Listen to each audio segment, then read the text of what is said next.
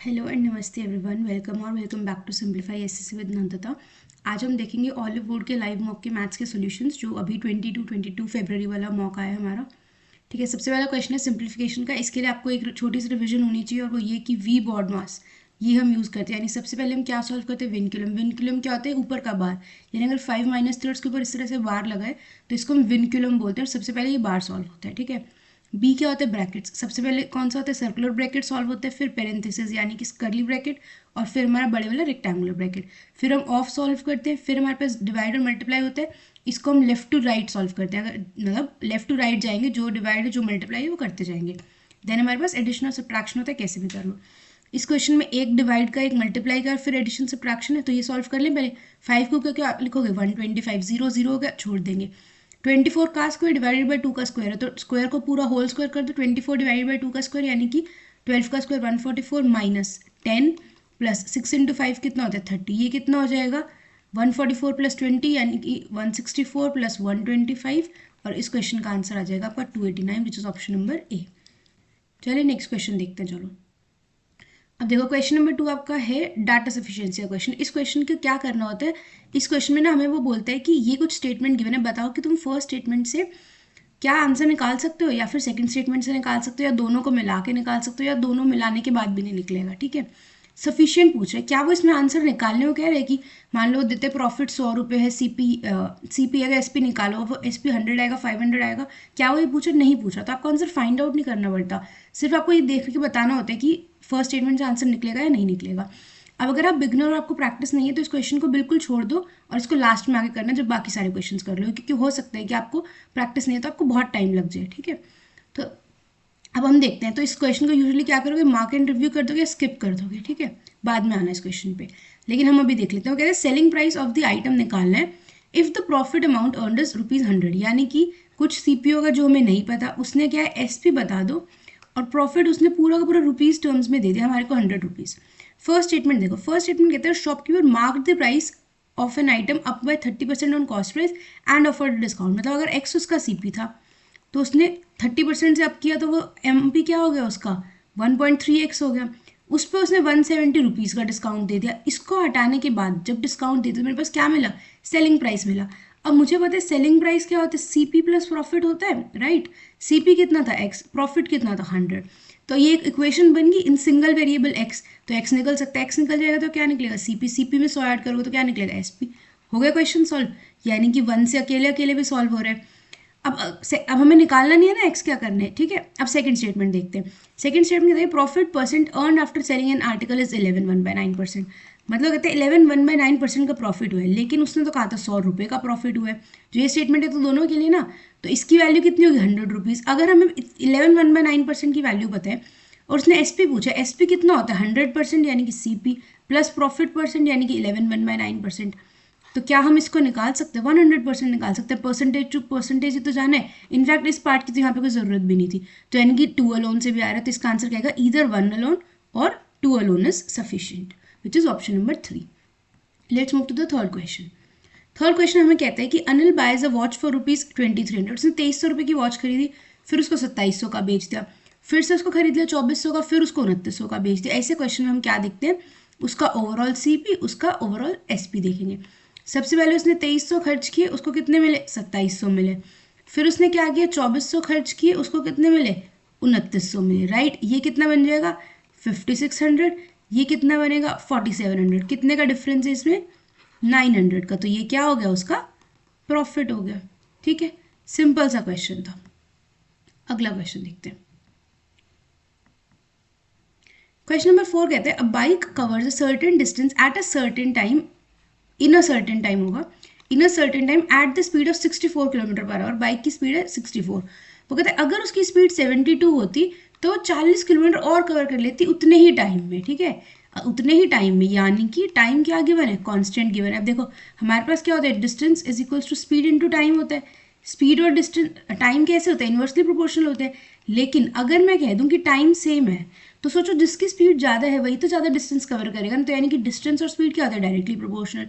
तो मैंने बोला उसकी पहले स्पीड कितनी थी 64, अब कितनी हो गई है 72, यानी कि उसकी स्पीड कितनी हो गई है 8 से 9 हो गई है, राइट। तो अगर उसकी स्पीड 8 से 9 हुई है तो यानी कि उसने जो डिस्टेंस कवर किया था उसका रेशियो भी 8:9 होगा।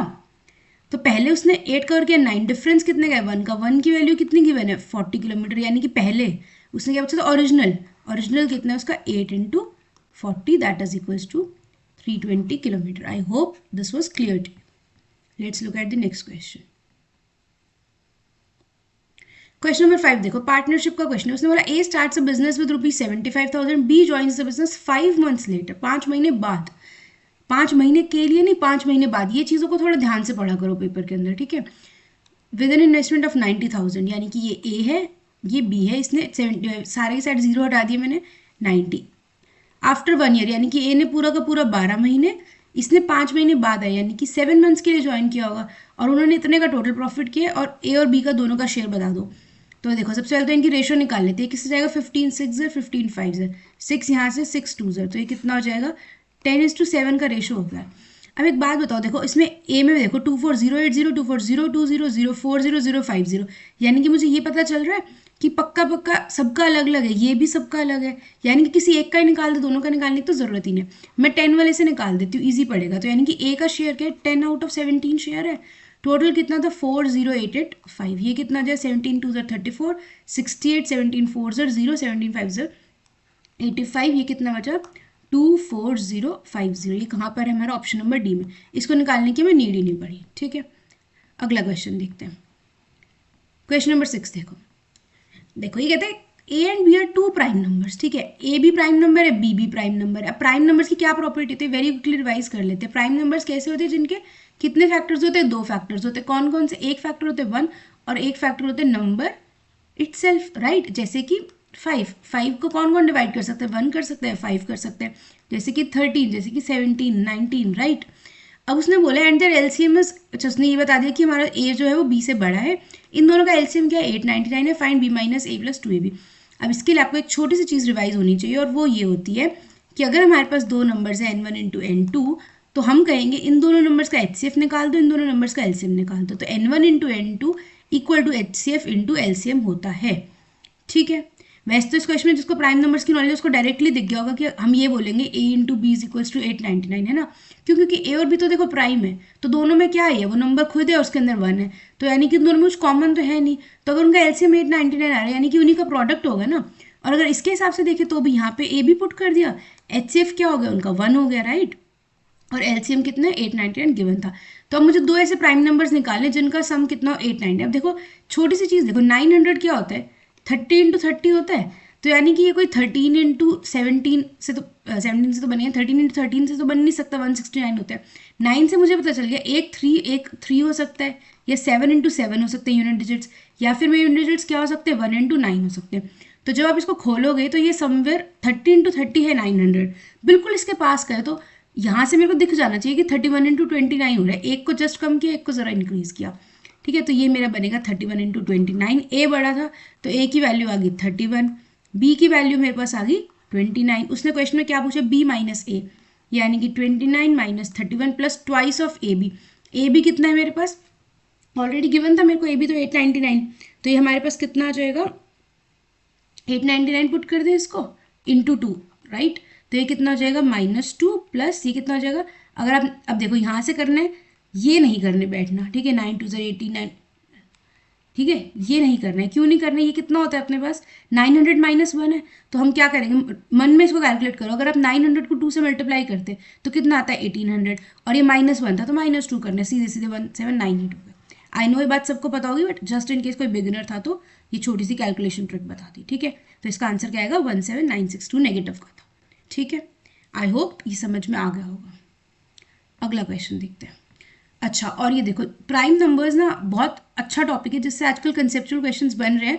तो मैंने पूरी एक वीडियो बना रखी है जिसमें प्राइम नंबर्स के बारे में सब कुछ पढ़ा है। मतलब जो रिजल्ट आप सोच सकते हो ना कि एसएससी पूछ सकता है प्राइम नंबर से रिलेटेड, वो सारा का सारा है।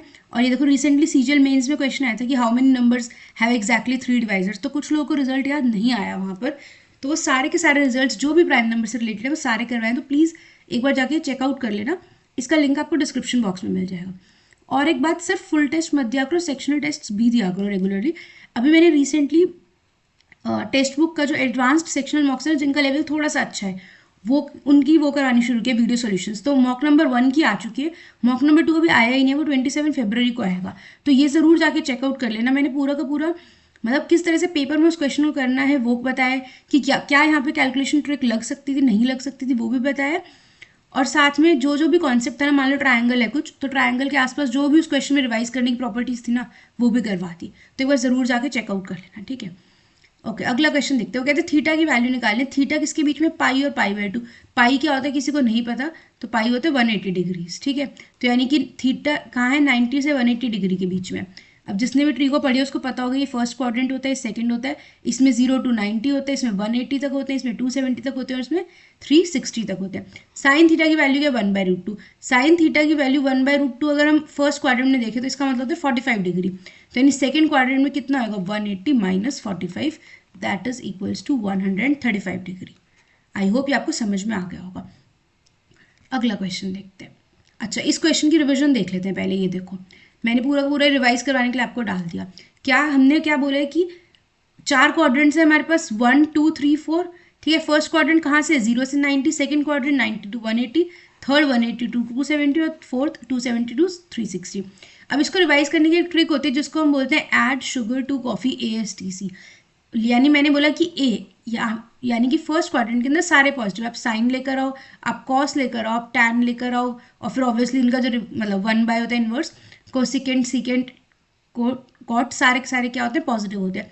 लेकिन सेकंड क्वाड्रेंट के अंदर क्या पॉजिटिव होता है, सिर्फ साइन पॉजिटिव होता है। साइन है तो ऑब्वियसली कोसेक अपने आप हो जाएगा। यानी कि यहाँ पे अगर कॉस निकालोगे, यानी कि अगर मैं कॉस 135 बोलती तो मेरा -1/√2 आता है, ठीक है। ये कैसा होता है, माइनस का होता है। सिमिलरली टैन भी कैसा होता है, माइनस का। यहाँ पर क्या है, टी फॉर टैन। तो इस वाले क्वाड्रेंट में, थर्ड क्वाड्रेंट में टैन कैसा होता है, पॉजिटिव होता है, बाकी सारे नेगेटिव होते हैं। फोर्थ क्वाड्रेंट हमारा कैसा होता है, क्या लिखा मैंने, सी क्या होता है, कॉस। तो यहाँ पे कॉस और सेक पॉजिटिव होंगे, बाकी सारे क्या होंगे, नेगेटिव होंगे। दूसरी बात, जैसे हम बोलते हैं ना कि आपने साइन 45 कॉस 135 या 45 में कब बदलेगा, जब वो ऑड मल्टीपल्स होंगे 90 के। यानी कि हम क्या कर रहे होंगे, 270 माइनस कोई थीटा कर रहे होंगे, 450 माइनस कर रहे होंगे, 90 माइनस कर रहे होंगे। अगर आप 180 माइनस थीटा करते हो तो आपकी ट्रिग्नोमेट्रिक रेशियो क्या होती है, चेंज नहीं होती, ठीक है। ऑड मल्टीपल्स पे होते हैं। किसी को अगर नहीं याद होता तो ये समझो जो चीज़ ऑड है ना, थोड़ी अजीब सी, वो बदल जाती है, जो अजीब सी नहीं होती वो नहीं बदलती, ठीक है। ऐसे समझ सकते हो इसको। ये स्क्रीनशॉट लेके रिवाइज कर सकते हो अगर आप चाहो तो। चलो अगला क्वेश्चन देखते हैं। अगला क्वेश्चन कहते हैं the difference between the value of a number increase by 30%।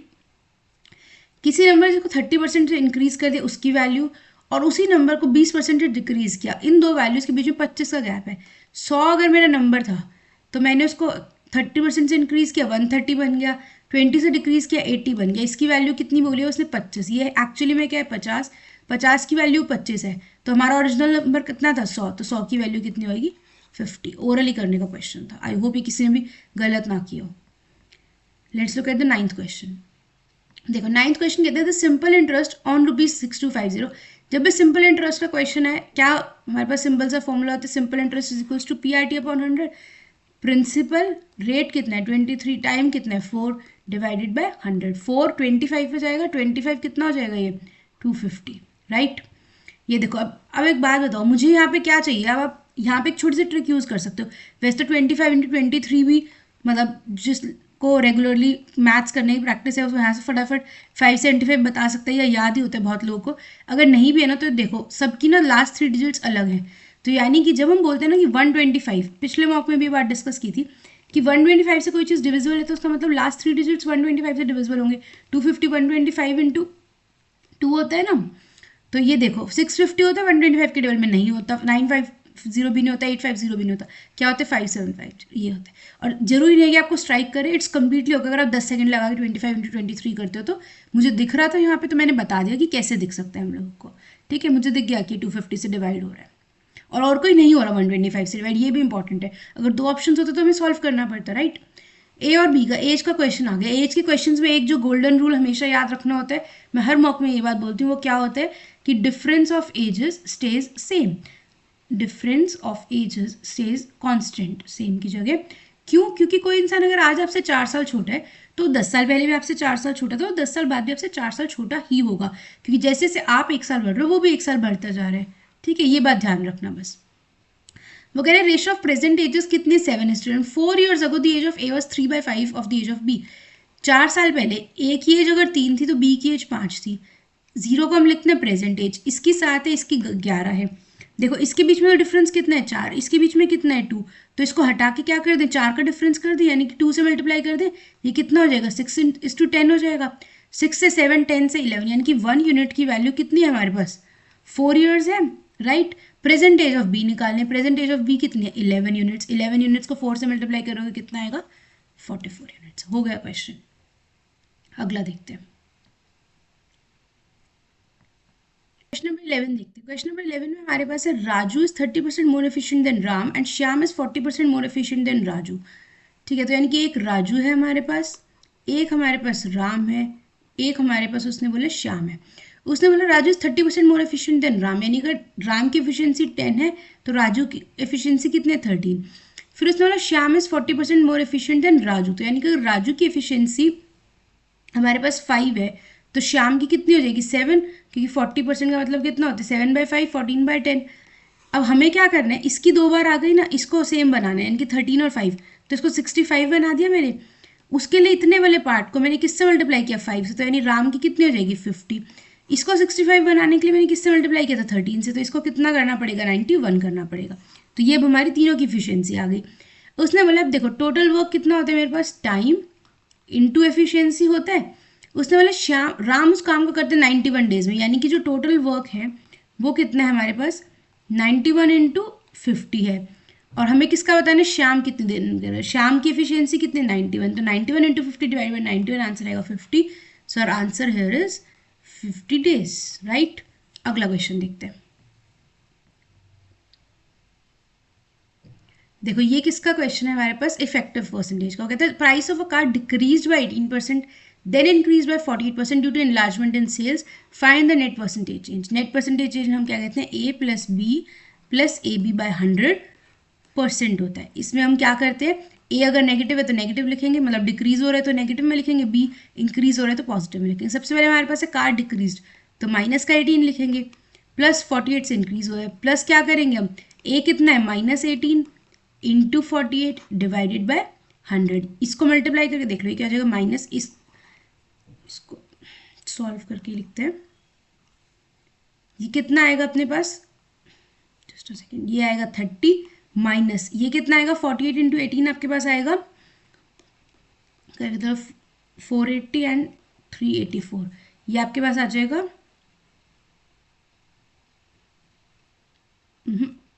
864, right. तो ये 8.64 हो जाएगा। अब देखो 64 का क्या बचेगा 0.36। पहले मैंने क्या किया, मैंने 0.64 का 0.36 करके देखा, फिर मैंने देखा अच्छा है तो 0.36 यहाँ भी है, यहाँ पे तो नहीं काम कर रहा, राइट। अब 30 में से 8 जाता तो कितना बचता 28, लेकिन साथ में 0.64 और जा रहे तो ये कितना जाए 21 पॉइंट। ठीक है, यहाँ से ये अच्छा क्वेश्चन था क्योंकि देखो 23.36 था, 21.36 था, 22.36 था, तो पक्का पक्का इस क्वेश्चन में आपका सिले मिस्टेक करने का चांस था। तो ऐसे में कैलकुलेशन को ध्यान से करना पड़ेगा, और इस क्वेश्चन में कैलकुलेशन की इसलिए कोई ट्रिक नहीं थी, नॉर्मल करना पड़ेगा, राइट। अगला क्वेश्चन देखते हैं। अगला क्वेश्चन कहते हैं triangle XYZ is a right angle triangle with y equal to 90 degree. ये y है 90, ये x हो गया, ये z हो गया। उसने बोला cos x is equals to 8/17। cos x का मतलब क्या होगा, बेस अपॉन हाइपोटेन्यूज, cos क्या ये वाला, तो ये 8 हो गया, ये 17 हो गया। 8, 15, 17 का हमारे पास क्या होता है पाइथागोरियन ट्रिपलेट होता है, तो ये कितना हो गया 15 हो गया, ये 17 है, ये 8 है। उसने बोला sine x plus cos y plus tan z will be equal to, sine x और कॉस वाई, देखो साइन एक्स किससे निकालोगे बेस परपेंडिकुलर अपॉन हाइपोटेन्यूज, और सिमिलरली यहाँ पे आई थिंक कॉस जेड होना चाहिए था, एक second let me check this question, यहाँ पे कॉस जेड होगा शायद। ठीक है, क्वेश्चन यहाँ पर कॉस वाई ही है। यूजुअली क्वेश्चन के अंदर 90 डिग्री एंगल पूछते नहीं था, तो मुझे लगा कि मैंने क्वेश्चन गलत तो नहीं टाइप किया। ठीक है, तो इसका साइन एक्स आएगा, साइन एक्स कितना होगा हमारे पास perpendicular upon hypotenuse, perpendicular x angle के लिए 15 है तो हो गया 15/17। कॉस वाई, वाई कितने 90 डिग्री, कॉस 90 डिग्री क्या होता है हमारे पास 0, प्लस टैन जेड, ये वाले एंगल के लिए टैन यानी कि परपेंडिकुलर अपॉन बेस यानी कि 8/15। अब देखो 17 और 15 का एलसीएम कितना आ जाएगा आपका 255, 255 divided by 17 15, 15 into 15 225, 255 divided by 15 17, 17 into 8 कितना होता है 136।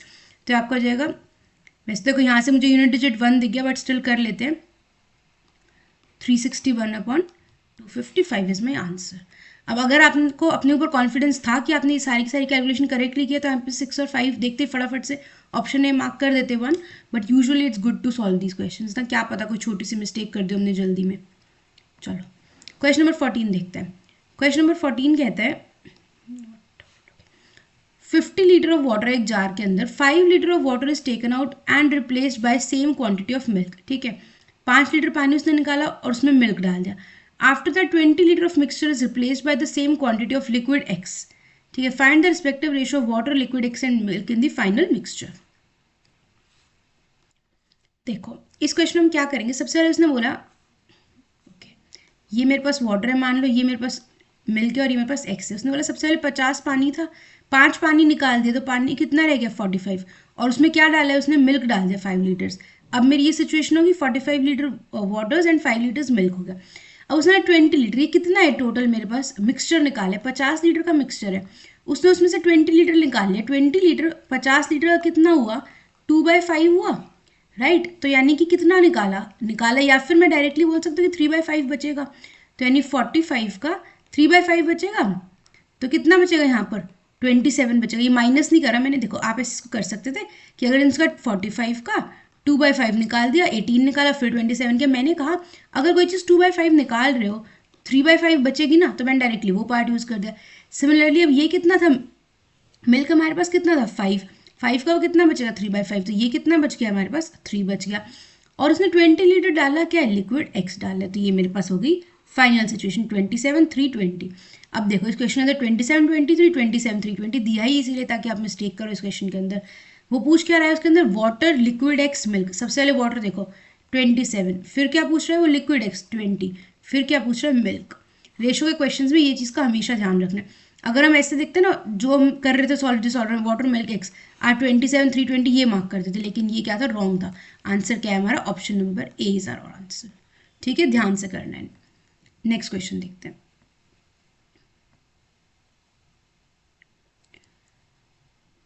ओके, नेक्स्ट क्वेश्चन हमारा कहता है the curved surface area of a cylinder and a cone of equal radius is x and y square centimetre respectively if x equal to y, मतलब ये x है y है तो दोनों के दोनों इक्वल ही आगे, and slant height of cone is a centimetre, find the height of the cylinder. देखो दोनों इक्वल ही हैं तो x y लिखने की जरूरत ही नहीं है, दोनों को इक्वेट कर देते हैं। सिलेंडर का क्या होता है 2πr/h, उसका क्या होता है πr/l, यही होता है। इक्वल रेडियस था तो रेडियस से इक्वल रेडियस था ना, तो रेडियस से रेडियस काट दिया मैंने, पाई से पाई कट गया, मेरे पास बच गया 2h is equals to l। Slant height of cone is a, इसको मैंने लिख दिया a, तो हाइट ऑफ सिलेंडर कितनी आ गई a/2। कुछ था इस क्वेश्चन में, नहीं था बिल्कुल भी। अगला क्वेश्चन करते हैं। अच्छा पहले फटाफट चलो एक काम करते हैं, सिलेंडर और कोन के फॉर्मूलाज रिवाइज कर लेते हैं। सिलेंडर हमारे पास क्या होता है, सबसे पहले curve surface area 2πr/h, CS से 2πr/r+h, क्यों, क्योंकि हमारे जो ऊपर और नीचे के बेसिस होते हैं उनको भी ऐड कर देते हैं πr², तो बन जाते हैं 2πr/r+h, वॉल्यूम होती है πr²h। देन अपने पास आता है कोन का क्या होता है CS से πr/l, TS से क्या होता है अगेन इसमें भी एक बेस होता है तो πr/l में πr² ऐड कर देते हैं, πr/r+l बन जाते हैं। वॉल्यूम क्या होता है 1/3 πr²h, और हमारा जो l² होता है स्लैंट हाइट वो क्या होता है r² + h² का, ये एक राइट एंगल ट्राइंगल फॉर्म करते हैं। चलो नेक्स्ट क्वेश्चन देखते हैं। नेक्स्ट क्वेश्चन हमारा कहता है if the ratio of total amount on a certain sum after 8 years and 11 years is 1000:1331 when compounded annually, ratio निकालने simple interest to compound interest on the same sum after 3 years at the same rate of interest. अब वैसे तो इस question के अंदर आपको दिख गया होगा कि रेट 10% है, बट जिसको नहीं दिखा अब हम सॉल्व कर लेते हैं। देखो हमारे पास ना एक स्टैंडर्ड फॉर्मूला होता है अमाउंट का, हम क्या बोलते हैं कि एक second where is my pen, yes, हम बोलते हैं कि जब कंपाउंड इंटरेस्ट यूज करते हैं ना तो principal into 1 + r/100 raised to the power t यानी कि टाइम इज इक्वल्स टू क्या होता है हमारा अमाउंट आता है। तो उसमें टोटल अमाउंट ऑफ 8 years, ठीक है, 8 साल का अमाउंट डिवाइडेड बाय 11 साल का अमाउंट अगर आप करते हो, 8 साल का अमाउंट डिवाइडेड बाय 11 साल का अमाउंट, डायरेक्टली लिखने की चीज़ थी बट मैं एक्सप्लेन कर रही हूँ।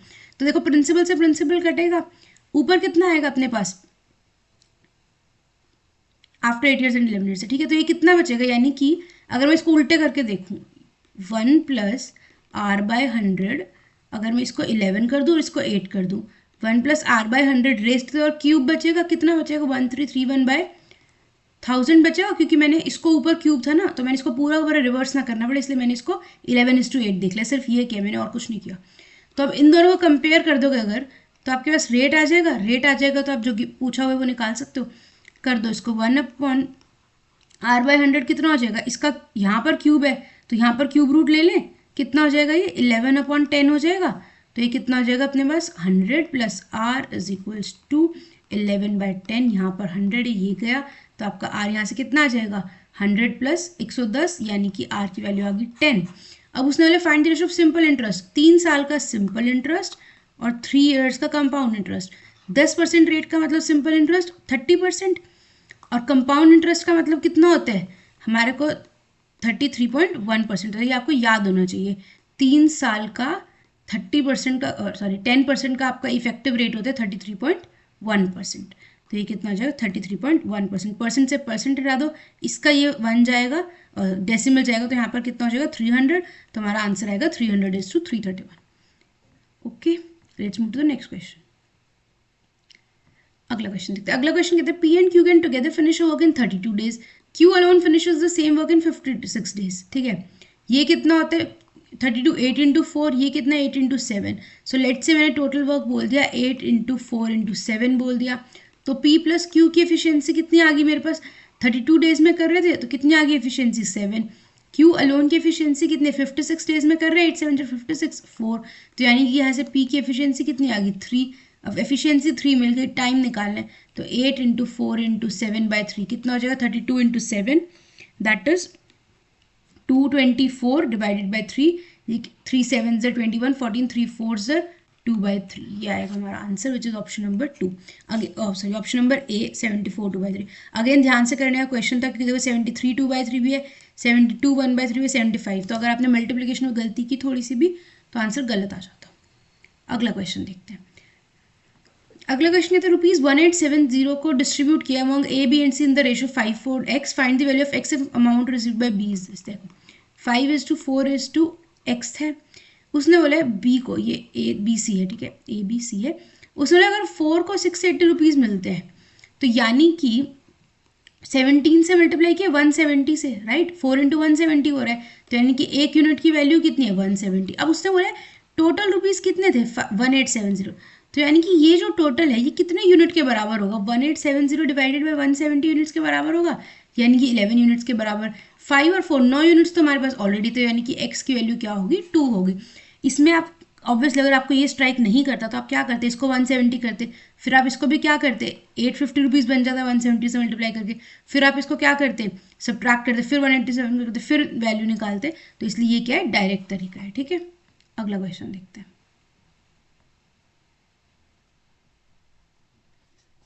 ये देखो, इसको यहाँ से सॉल्व करेंगे हम, सिंपल 2 + 1/3 कितना बनेगा 3 2 = 6 + 1 7/3, राइट। बट ये क्या है 1/, में तो क्या बन जाएगा 1 + 3/7 बन जाएगा, 7 + 3 कितना हो जाएगा 10/7। ये कहाँ पर आएगा 10/7 यहाँ पर, तो क्या बन गया 12 + 2 / 10 × 7, 7 ऊपर चला जाएगा, क्या बन गया 12 + 14/10 यानी कि 1.4 बोल दूँ, क्या बन गया 13.4। Simple question. क्वेश्चन नंबर 20 पे आते हैं। अब देखो ये थोड़ा सा थ्योरी का क्वेश्चन है, अभी ध्यान से पढ़ने का question. Sums of radii and distance between the centres of 2 circles are equal.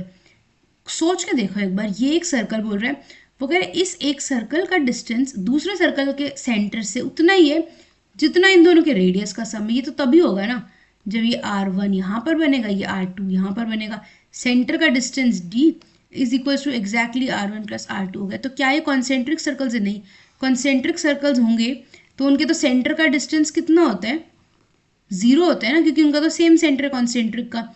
Internally अगर टच कर रहे हैं तो देखो ऐसे अगर कोई सर्कल्स टच कर रहे हैं, इसका सेंटर यहाँ, इसका सेंटर यहाँ, तो ये तो सेंटर के बीच में कितना थोड़ा डिस्टेंस है, इसका रेडियस ये, इसका रेडियस ये, तो ये तो क्या होता है लेस देन होता है R1 + R2 इस केस में। इंटरसेक्ट ईच अदर ऐसे है ऐसे है, तो इस केस में भी क्या होगा लेस देन का केस आएगा। तो यही एक केस है ना जिसमें किसका केस है इक्वल टू का केस है, यहाँ एक सेंटर यहाँ एक सेंटर, इनके बीच में डिस्टेंस कितना है जितना उनके रेडियस का सम है। तो इसका आंसर क्या आएगा the circles touch externally. Let's look eight next question, question number 21। Okay, question number 21 कहते हैं circle is inscribed in a triangle PQR, ठीक है, एक ट्राइंगल बना देते हैं पहले PQR, जहां पर उसने बोला PQ is equal to PR, ये PQ और ये PR क्या है हमारे इक्वल है। Perpendicular from P to QR is C which also passes through centre O of the circle. जो O सेंटर का सर्कल है वो क्या होगा, इन सर्कल होगा, पक्का पक्का यही होता है ना सर्कल का मतलब। उसने कहा P से कोई परपेंडिकुलर ड्रॉ की है QR पे, इस C, वो परपेंडिकुलर मान लो, इस C का मतलब है C पे कट कर रही है QR को, ठीक है, और ये क्या है, परपेंडिकुलर है। Which passes through centre of the circle, ये यहाँ पे कहीं सर्कल का सेंटर O होगा, intersects the circle at M, तो ये यहाँ पे कितना होगा, M होगा। If PQ is equal to 40 centimetre, उसने बोला ये वाली PQ कितनी है 40, तो ये भी कितना होगा 40। QC इज इक्वल टू 25, ये कितना है 25। PM is equal to 10, P से M तक ये वाला पार्ट कितना बोला उसने 10 बोला, तो रेडियस निकाल दो। रेडियस ऑफ सर्कल क्या आएगा, OC बोल सकते हो या फिर OP बोल सकते हो, राइट। अब देखो आपको एक छोटी सी प्रॉपर्टी पता होनी चाहिए कि अगर एक पॉइंट से सर्कल के ऐसे दो टेंजेंट्स ड्रॉ किए तो दोनों टेंजेंट्स की क्या होती है, लेंथ इक्वल होती है। तो देखो Q से C पे ड्रॉ किया, मान लो यहाँ पर कोई पॉइंट मेरा T है, मान लो ये मेरा कैसा पॉइंट है T, तो अगर ये QC 25 है तो ये भी कितना हो जाएगा 25, तो ये कितना बचेगा 40 में से 15। PR क्या थी, PQ के इक्वल थी, अब ये यहाँ पे 15 है, मान लो यहाँ पे कोई पॉइंट X है तो ये पार्ट भी 15 हो जाएगा जहाँ वो सर्कल को टच कर रहे हैं। सिमिलरली अगर ये 40 में से 15 है तो ये कितना हो जाएगा 25, तो ये कितना होगा 25। तो एक तरह से मुझे सारी की सारी ये चीज़ें मिल गई। अब देखो दो काम कर सकते हो आप एक इसके अंदर, आपको ये पता है कि जो टेंजेंट होता है या जो ये कहूँगी रेडियस जो होता है वो टेंजेंट के परपेंडिकुलर होता है, तो O से T पे मैं रेडियस को परपेंडिकुलर बना दूँ PT टेंजेंट पे, तो एक ट्राइंगल मिल रही है आपको, T पे 90 डिग्री का एंगल है, OP मेरे पास क्या है हाइपोटेन्यूज है, OT मेरे पास क्या है रेडियस ऑफ सर्कल है, TP मेरे पास क्या है ये टेंजेंट का पार्ट है या टेंजेंट है 15, और OP ये O से P तक मेरे पास क्या है OM, मेरे पास क्या है सर्कल का रेडियस है, ये OP नहीं था OM था यहाँ पर। OP मेरे पास क्या हो जाएगा 10 प्लस R, राइट। OM मेरे पास R है, OC भी मेरे पास R है, तो अगर मैं इसको सॉल्व कर दूँ तो मेरे पास R की वैल्यू आ जाएगी। कैसे, 10 प्लस R का मतलब 100 plus R square plus 20R is equals to 15 का square 225 plus R square, Pythagoras theorem लगाइए, R स्क्वायर से R स्क्वायर कट जाएगा, 20R इज इक्वल्स टू कितना हो जाएगा 125, तो आपका R कितना आ जाएगा 62.5 डिवाइडेड बाई 10 यानी कि 6.25। ये किसकी आ गई आपकी रेडियस की वैल्यू। देखो इस क्वेश्चन के अंदर हम एक चीज़ और कर सकते हैं फिलहाल, मैंने कहा let me take this pen, मैंने कहा ये P पॉइंट से ना ये PT एक टेंजेंट है, राइट। और अगर मैं P पॉइंट से देखूं बाहर एक एक्सटर्नल पॉइंट है वो M पे टच करता है, O से लेकर C तक जा रहा है, तो मेरे पास ये क्या बन रहा है एक सीकेंट बन रहा है। तो आप इसके अंदर अगर टेंजेंट सीकेंट थ्योरम का यूज़ करते, अगर आपको वो स्ट्राइक करती टेंजेंट सीकेंट थ्योरम, वो क्या होती है कि अगर मेरा चलो मैंने अगली स्लाइड में लगाई है, मैं आपको वहाँ दिखा दूंगा, अभी मैं बता देती हूँ, ठीक है, कि अगर मैं टेंजेंट सीकेंट थ्योरम यूज़ करती तब भी मैं इस क्वेश्चन को सॉल्व कर सकती थी।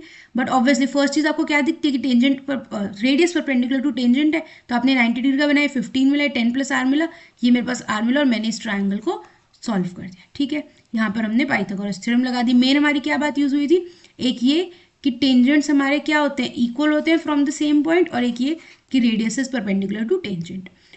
अब देखो आइसोसेलेस ट्राइंगल था, ये भी 25 आया, ये भी 25 आया, इसको नेक्स्ट स्लाइड में देखते हैं। देखो नेक्स्ट स्लाइड में मैंने क्या किया है, थोड़ी सी ट्राइंगल और सर्कल्स की ना रिविजन करवा दी है। सबसे पहले देखो इन सर्कल हमारा क्या होता है, वो सर्कल होता है जो इस तरह से ट्राइंगल की सारी साइड्स को टच करता है, ठीक है। और इन सेंटर क्या होता है, इस सर्कल का सेंटर होता है इन सर्कल का, जो सारी की सारी साइड्स से क्या होता है इक्वी डिस्टेंट होता है, और वो जो डिस्टेंस होता है इक्वी डिस्टेंस उसको हम क्या बोलते हैं इन रेडियस बोलते हैं। अब हमारे पास एरिया ऑफ पॉलीगन अगर हमें निकालना है तो हम किसी भी पॉलीगन के लिए होल्ड करते हैं, not just triangles, any polygon क्या होता है इन रेडियस को हम किससे उस पॉलीगन के सेमी पेरीमीटर से मल्टीप्लाई कर देते हैं।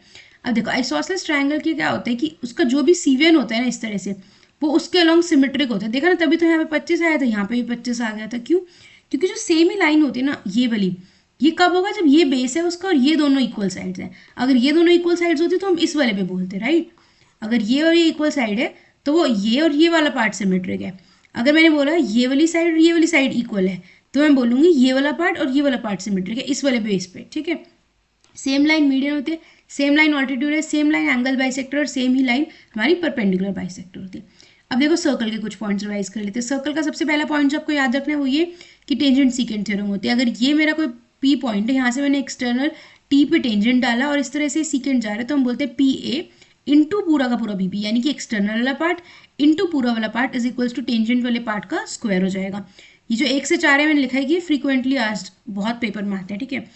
दूसरी बात, जो हमारा रेडियस होता है इस तरह से, वो टेंजेंट के क्या होते हैं, परपेंडिकुलर होते हैं। थर्ड चीज, ऑल्टरनेट सेगमेंट थ्योरम, मतलब अगर यहाँ पे एक कॉर्ड है और वो हमारे टेंजेंट के साथ थीटा एंगल बनाती है, तो यही कॉर्ड अपनी ऑल्टरनेट सेगमेंट के अंदर, ये जो एक कॉर्ड की सेगमेंट होगी ना, इसकी ऑल्टरनेट सेगमेंट के अंदर ये थीटा एंगल बनाएगी, राइट। देन हम फोर्थ पॉइंट हमारे पास होता है tangent from same external point are equal in length.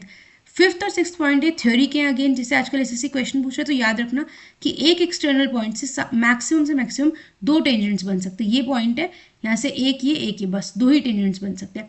और सर्कल पे जो एक पॉइंट होता है, जो 6th पॉइंट लिखा है मैंने, सर्कल पे एक पॉइंट पे सिर्फ एक ही टेंजेंट आ सकता है, यहाँ से ऐसे नहीं हो सकता।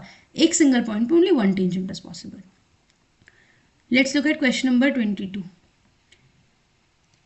क्वेश्चन नंबर 22 कहते हैं 2 items are purchased in the ratio 3:5। एक second, where is the pen. ठीक है, एक चीज 3 लिए, एक चीज 5 लिए। The first is sold at 20% profit, the second at 10% profit. If total profit is 330, what was the cost price of the first item. मान लो इसका क्या हो गया, 3x हो गया, ये कितना हो गया, 5x हो गया। ठीक है, कॉमन सॉरी, तो ये कितना हो गया, 3x और 5x हो गया। उसने बोला first is sold at 20% profit, the second is sold eight 10% profit. इसको कितना मिल रहा है, 20%, इसको कितना मिल रहा है, 10%। प्रॉफिट हो कितना रहा है, 330। तो इसको क्या लिखोगे, 0.6x हो जाएगा ये, और ये कितना हो जाएगा, 0.5x हो जाएगा। यानी कि 1.1x की वैल्यू कितनी आ गई, 330 आ गई। ये कितना हो जाएगा, 300 हो जाएगा, एक डेसिमल हो जाएगा, सॉरी। तो यहाँ से x की वैल्यू कितनी आ जाएगी, 300। तो फर्स्ट वाले आइटम के टोटल सीपी कितना आ जाएगा अपने पास, 900 रुपये, 3x। ठीक है, which is option number C. अगला क्वेश्चन देखते हैं। क्वेश्चन नंबर 23 कहते हैं large cylindrical water tank, a large cylindrical water tank open at the top, यानी कि इस तरह से है, ये तो उसका है, लेकिन ये क्या है, ओपन वाला पार्ट है। lined with waterproof fabric on its inner curved surface area and inner base. The tank is a radius this, height this. ठीक है, देखो जब भी हमें बोला जाता है कि ये कुछ, मतलब हमारे पास एक चीज़ है, इसको हम, इसके ऊपर हमने कुछ फैब्रिक लगाने, टाइल्स लगाने, तो हम क्या करेंगे, जो टोटल एरिया हमारे पास आएगा जिसको हमें कवर करना है, डिवाइडेड बाय 1 टाइल या 1 स्क्वायर मीटर फैब्रिक का एरिया, इस तरह से करते हैं, राइट। अब इस क्वेश्चन के अंदर वो बोल रहे हैं कि 12% extra fabric for wastage and fitting. देखो उसने क्या बोला, inner surface, inner curve surface, तो 2πr/h होगा, प्लस एक बेस लेना है, टॉप तो ओपन है उसका, ये होगा, इनटू उसने क्या बोले 12% एक्स्ट्रा चाहिए, यानी कि इस एरिया का 112% करना पड़ेगा, डिवाइडेड बाय उसने बोला है कि स्क्वायर शीट्स ऑफ 40 सेंटीमीटर।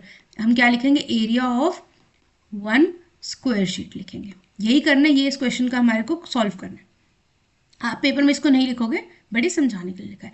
देखो सबसे पहले मैं क्या करूँ, πr को बाहर निकाल दूँ, 22/7 इंटू आर मेरे पास कितना है 2.5, मैंने 5/2 कर दिया। अंदर कितना आएगा अपने पास 2h, यानी कि 8 प्लस 2.5 यानी कि 10.5, यानी कि इसको मैंने लिख दिया 21/2 लिख दिया, इंटू 112/100 कर देंगे, 12% एक्स्ट्रा है। तो अब ये देखो ध्यान से देखो, ये कितने का है मीटर में, ये भी मीटर में, ये कितने सेंटीमीटर में, तो 40 सेंटीमीटर को 0.4 मीटर लिख दूँ, यानी कि 4/10 मीटर। अब ये डिवाइड करना है एरिया ऑफ शीट से, तो यानी कि कितना हो जाएगा 4/10 इंटू 4/10 हो गया, राइट। तो ये कितना हो जाएगा 16, 7 से 7 कट गया आपका, and then we have 5, 20 10 2 we have 2 11, यहाँ से एक 2 कटेगा 5, and I am left with 21 into 11 into 5 divided by 2, that is 55 into 21 divided by 2, that is 51, 55 into 21 कितना आ जाएगा, 105 into 11 करना पड़ेगा, this will be 5 5 1 1 5 5 1 1 5 5 divided by 2, ये कितना आ जाएगा 5 15 5 7 7.5। अब देखो आधा शीट का टुकड़ा खरीद पाओगे जब वो आते 40 into 40, तो इसका आंसर क्या हो जाएगा 578 अप्रॉक्स करना पड़ेगा, क्योंकि 577.5 तो मिल ही नहीं सकता। तो इसका आंसर रहेगा option number B 578। Next question देखते हैं। क्वेश्चन नंबर 24 कहते हैं a mixture of 63 litres contains milk and water in the ratio 2:5। ये मिल्क है, ये वाटर है, 2:5, 2 + 5 7, 63 है, यानी इंटू 9 हो रहा है, तो ये कितना होगा 18 लीटर्स है, और ये कितने अपने पास 45 litres. If 7 litres of mixture is taken out, अब देखो जैसे उस क्वेश्चन में क्या था 7/63 यानी कि 1/9 आप मिक्सचर को निकाल रहे हो, तो अब मिक्सचर कितना बचेगा 8/9 बचेगा, तो मिल्क कितना बचेगा 18 का 8/9 यानी कि कितना हो जाएगा 16 बच गया, और ये कितना बचेगा 45 का 8/9 यानी कि कितना बच गया 40 बच गया, right. And is replace with 9 litres of milk, यानी कि अब हमारे पास ये बना, अब इसमें आपने डाल दिया 9 लीटर मिल्क और डाल दिया, तो ये कितना बन गया 25 litre milk and 40 litre water. तो इसका आंसर क्या आएगा 25 लीटर्स मिल्क पूछा उसने फाइनल मिक्सचर में।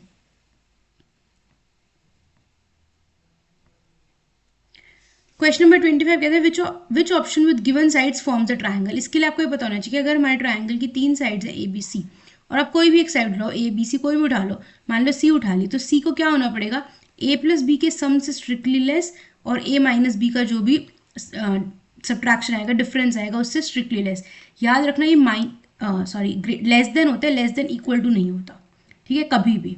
अब देखो मान लो इसके अंदर मैंने 300 को उठाया, क्या 300 इज लेस देन 100 + 200 का सम 300? नो, तो ये क्या हो गया कैंसिल हो गया। सेकेंड वाला उठाओ 22 उठा ली मैंने, 9 और 8 17 के सम से लेस है, नहीं है कैंसिल हो गया। अब इस केस में मैंने उठा लिया 2, क्या 2 6 और 4 10 से लेस है? यस। क्या 2 6 और 4 के डिफरेंस 2 से ग्रेटर है? नहीं है, क्योंकि ये तो इक्वल टू आ गई, तो ये भी क्या हो गया कैंसिल। 18 16 19 उठाओ, मान लो मैंने 18 उठा लिया, तो 9 और 6 15 35 से लेस है? यस। 19 और 16 का डिफरेंस कितना हुआ 3, उससे ग्रेटर है? यस। तो फोर्थ केस में हमारा ऑप्शन नंबर डी में होल्ड करते हैं। आई होप आपको ये सब समझ में आ गया होगा। अगर आपको किसी भी क्वेश्चन में कुछ डाउट है तो आप कमेंट कर सकते हो, कुछ भी आपका फीडबैक है इस वीडियो को लेके तो वो भी कमेंट कर सकते हो। एंड जो मैंने बताया अभी टेक्स्ट बुक का सेक्शनल मॉक था वो भी कर लेना, रिवाइज कर लेना, उसको पहले अटेम्प्ट करना एंड देन वीडियो सॉल्यूशंस देख लेना, बिकॉज सेक्शनल मॉक करने से ही आपकी स्पीड और अटेम्प्टिंग स्ट्रैटेजी बनती है कि कब किस क्वेश्चन को छोड़ना था, मार्क इंटरव्यू करना था, किस क्वेश्चन को फर्स्ट राउंड में नहीं करना था, इन सब चीज़ों के लिए, ठीक है। उसके अलावा नंबर सिस्टम की वीडियोज़ हैं, दिल्ली पुलिस के जो रिसेंट एग्जाम हुआ था उसमें परम्यूटेशन कॉम्बिनेशन कोऑर्डिनेट ज्योमेट्री के जितने भी क्वेश्चन है वो सारे करवाए विद कॉन्सेप्ट रिविजन, तो उनको भी चेकआउट कर लें। एंड जो भी फीडबैक हो प्लीज़ उसको कमेंट में जरूर बता देना। उसके अलावा मैंने एक मस्ट डू सेक्शनल PYQs जो है ना उसकी PDF डाली है टेलीग्राम चैनल पे, तो वो डाउनलोड कर लेना, सॉल्व कर लेना उन सेक्शनल को, और टेलीग्राम चैनल ज्वाइन भी कर लेना, ठीक है। Thank you so much everyone, thank you for watching this video. अगर आपको पसंद आई हो तो लाइक कर देना, कमेंट कर देना, share with your friends and subscribe to my channel. Thank you so much, bye bye.